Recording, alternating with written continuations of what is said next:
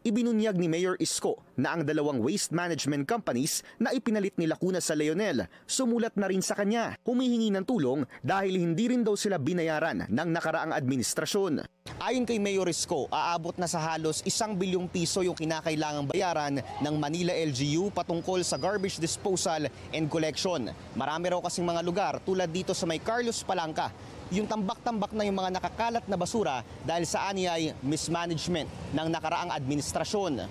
Ngayong araw, nagsimula ng mangolektang muli ng mga basura ang Leonel Waste Management. Ang mga operasyon magpapatuloy mula alas 2 ng hapon hanggang gabi. Kahit si Mayor Isko sasama raw sa inspection mamayang 9 p.m. We will confront it today by 2 p.m.